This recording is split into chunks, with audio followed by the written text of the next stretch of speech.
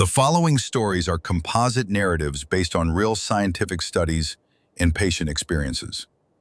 In 2019, a 68-year-old retired teacher from Ohio named Margaret sat in her doctor's office and heard four words she never expected. "You have type 2 diabetes." Her doctor handed her a prescription and said, "You'll be on this medication for the rest of your life." Margaret went home that day feeling like her life had changed forever. But 18 months later, no medication, no insulin, normal blood sugar, every single day. And Margaret is not alone. Today you're going to meet three real seniors, ages 64 to 74, who reverse their type 2 diabetes naturally. No surgery, no extreme diets, just science-backed changes that most doctors never mention. Stay with me, because what they did might surprise you. Right now, over 37 million Americans have diabetes, and nearly 90% of them have type 2, which means it's directly connected to lifestyle.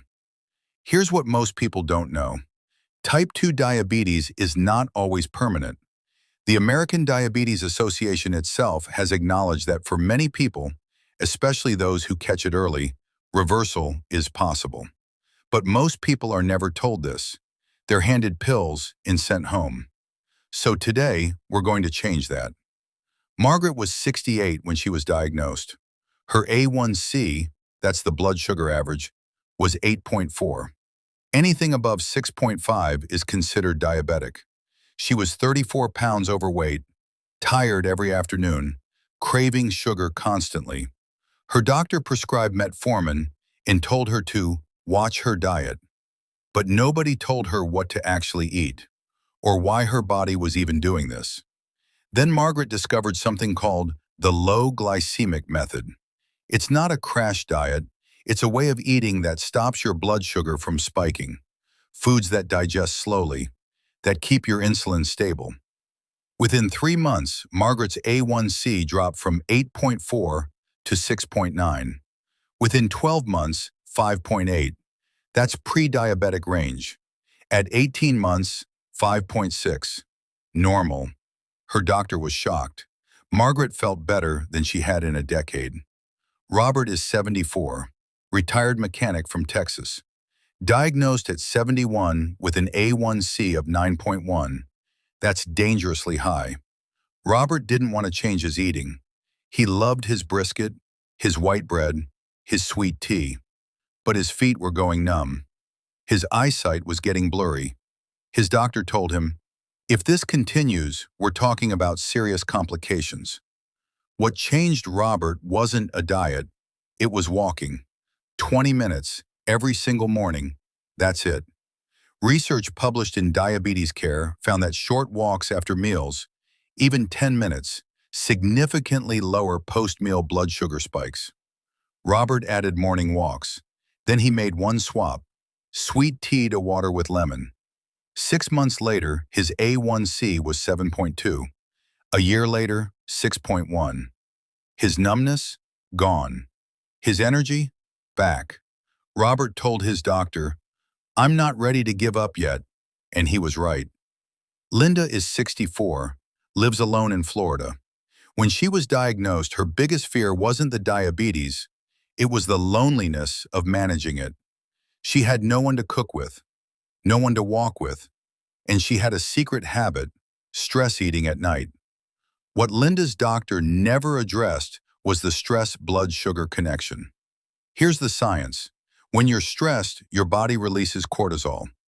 Cortisol raises blood sugar, even without eating anything.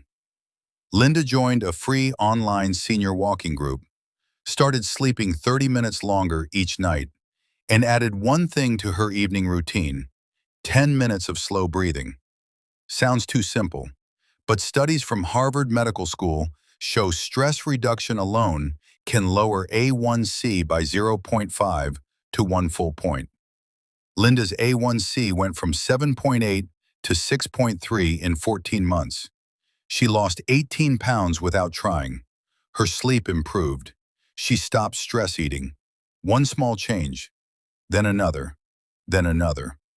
Margaret, Robert, and Linda are different people, different ages, Different states, different lives. But they all did three things. Number one, they changed what they ate, not how much. Low glycemic foods. Less white sugar, white bread, processed carbs. More fiber, protein, healthy fats. Number two, they moved. Not a gym membership, not a trainer, just consistent daily movement. A walk, stretching, anything that got their body active. Number three, they managed stress and sleep. Because blood sugar is not just about food. It's about your nervous system, your cortisol, your rest. These are not miracle cures. These are science-backed changes that anyone can make. If you or someone you love has been told they have type 2 diabetes, please don't give up. Margaret didn't. Robert didn't. Linda didn't. Talk to your doctor before making any changes. But also, ask them about reversal. Ask them about lifestyle intervention. You have every right to that conversation. If this video helped you see something differently today, share it with someone who needs to hear it. And if you want to see more stories like Margaret's, Robert's, and Linda's, subscribe. We find the real stories, the ones that don't make the news. Take care of yourself. You've earned it.